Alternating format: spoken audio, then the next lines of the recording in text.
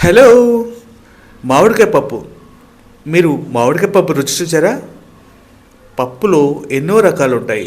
ఇది దోసకాయ పప్పు, టమాటా పప్పు, గోంగూర పప్పు, అలాగే రకరకాల పప్పులు ఉంటాయి. కానీ దేని రుచి దానికి. మామిడికాయ పప్పు భలే కమ్మగా ఉంటుంది తెలుసా? Hi friends, welcome to our channel. నేను మీ కుకింగ్ బాబాయ్. ఎలా ఉన్నారు? బాగున్నారు కదా? ఈరోజు నేను చేయబోయే వంట మామిడికాయ పప్పు. ఇది అందరికీ ఇష్టమే, చిన్నపిల్లలకి పెద్దలకి అందరికీ ఇష్టమే. ఈ మామిడికాయ పప్పు నేను ఎలా చేస్తానో చూడండి.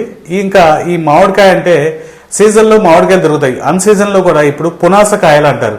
ఈ పునాస కాయల్ని ఇప్పుడు మామిడికాయ పునాస టైంలో పుడతాయి కాబట్టి అవి పునాస కాయలు అంటారు. ఈ పునాసకాయ పప్పులో వేసుకుంటే చాలా టేస్ట్ ఉంటుంది, పులుపు కూడా బాగానే ఉంటుంది, టేస్ట్లో మటుకు అదిరిపోతుంది అనమాట. ఇది నేను ఎలా చేస్తానో చూడండి. మీరు ఆల్రెడీ చేసే ఉంటారు, మీరు దీని టేస్ట్ కూడా చూసి ఉంటారు. నేను చేసే విధానం మీరు చూడండి. మీకు నచ్చితే నా వీడియో లైక్ చేయండి, షేర్ చేయండి, అలాగే సబ్స్క్రైబ్ చేయడం మాత్రం మర్చిపోకండి. Thank you. ఇక ముందుగా ఒక 3/4 కప్పు కందిపప్పు తీసుకున్నానండి.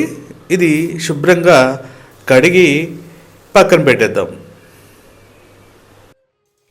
కందిపప్పుని కొన్ని నీళ్ళు పోసి నానబెడితే పప్పు తొందరగా ఉడుకుతుంది. ఈ మామిడికాయ పప్పులోకి ముఖ్యంగా మామిడికాయ అండి, చిన్న మామిడికాయ తీసుకున్నాను. ఇది చాలా పులుపు ఉంటుంది, పెద్దదైతే ఎక్కువైపోతుందండి. తర్వాత ఒక ఆనియన్, 4 పచ్చిమిర్చి తీసుకున్నాను, కొంచెం కరివేపాకు తీసుకున్నాను. ముక్క ఎక్కువైతే పులుపు ఎక్కువైతుందండి, ముక్కలు మామిడికాయ ముక్కలు, అందుకని చిన్న కాయ తీసుకున్నాను. ఇలా ఆనియన్స్ని మీడియం సైజులో కట్ చేసుకోవాలి, మరి చిన్న కాకుండా ఒక మాదిరిగా, అంటే ఈ సైజ్ సరిపోతుంది. ఇలా కట్ చేసుకొని పక్కన పెట్టుకుందాము.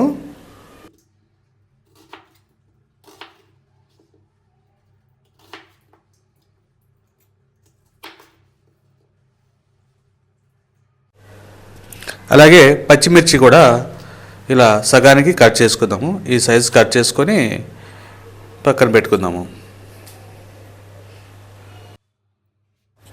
ఇక మామిడికాయ అండి, చిన్న మామిడికాయ, ఇది చాలా పులుపు ఉంటుంది. ఇది పునాసకాయ అండి. మన సీజన్లో ఇప్పుడు దొరకదు కదా, ఈ సీజన్లో ఇప్పుడు సీజన్ కాదు కాబట్టి ఇవి అన్ సీజన్లో కూడా ఇవి ఎప్పుడప్పుడు దొరుకుతాయి. ఇవి పునాసకాయలు అంటారు, కానీ చాలా పులుపు ఉంటుంది. అందుకే ఇంత పట్టదేమో, కొంచెం తగ్గిస్తాను ముక్కలు. మామిడికాయ పప్పులోకి ఎక్కువ అవుతుంది ఇది. సరే, ఇలా కట్ చేసుకుందాము. అన్నీ కట్ చేసుకొని పక్కన పెట్టేద్దాము. ఇలా ముక్కలు కట్ చేసి ఈ సైజ్ సరిపోతాయి. ఇప్పుడు కడిగిన కందిపప్పులో మనం కట్ చేసిన ఆనియన్స్, అలాగే పచ్చిమిర్చి, అలాగే కొంచెం 2 రెబ్బలు కరివేపాకు వేద్దాము. ఇక దీంట్లోనే కొంచెం ఆయిల్ వేసి, అలాగే కొంచెం పసుపు వేద్దాము. నేనైతే కరెంట్ రైస్ కుక్కర్లో పెడుతున్నానండి. ఇదైతే ఎన్ని విజిల్ వచ్చేదని తెలియదు, ఇలా చూసుకోవచ్చు. వీటిని ఈ పప్పు ఉల్లిపాయలు 70% ఉడికేటట్టు పెట్టుకోవాలి. అదే కుక్కర్లో అయితే 4 విజిల్ సరిపోతాయి. చూసారా, ఇట్లా ఉడుకుతుంటూ ఉంటుంది. సగం ఉడికిందండి, ఇంకొంచెం ఉడకనిద్దాము. మూత పెట్టి బాగా ఉడకనిద్దాము.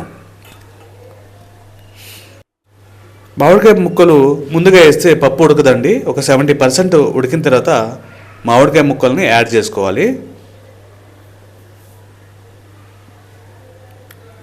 ఇలా మనం కట్ చేసుకున్న మామిడికాయ ముక్కలు ఇందులో వేసి, ఇక ఇందులోనే కారం కూడా వేసేద్దాం.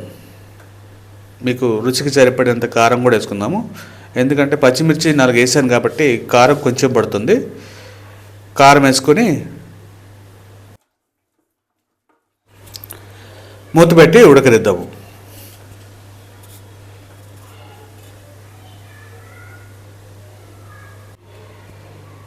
ఉడికిపోయిందండి. ముక్క మెత్తగా అయిపోతుంది.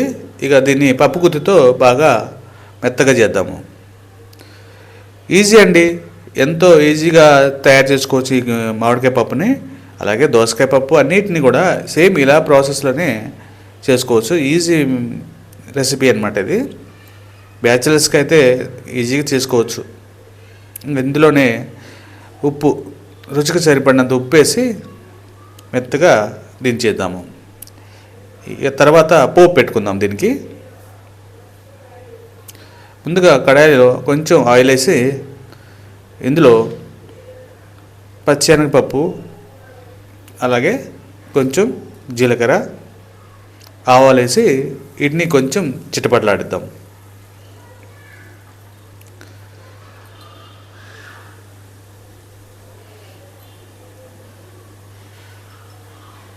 వీటిని కొంచెం చిటపటలాడిన తర్వాత వీటిలో ఎండుమిర్చి వేసి ఇది కొంచెం వేయించుదాము.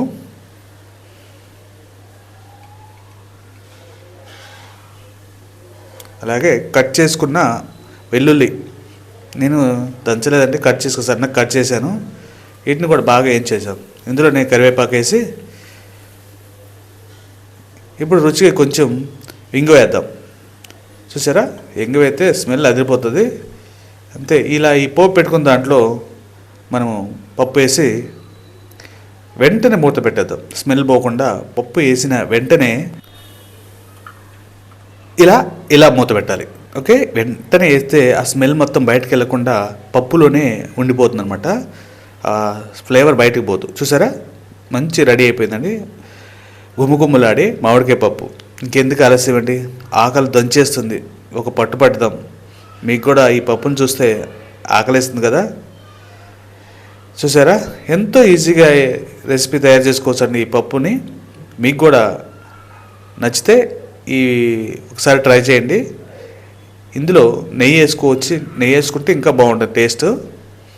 ఎంతో రుచికరమైన ఈ మామిడికాయ పప్పుని ఒకసారి మీరు ట్రై చేయండి. ఓకే, నాకైతే ఫుల్గా ఆకలేస్తుంది. తిందాం రండి.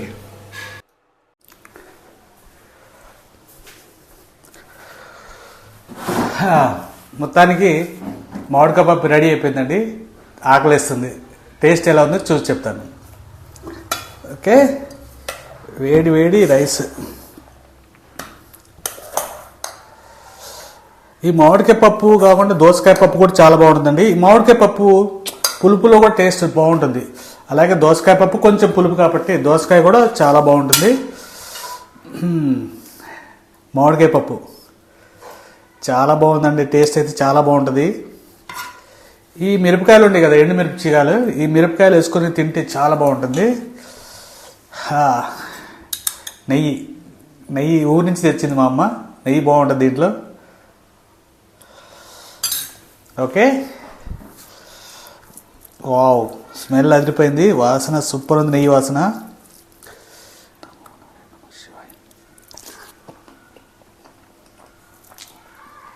అబ్బా సూపర్ అండి, అదిరిపోయింది.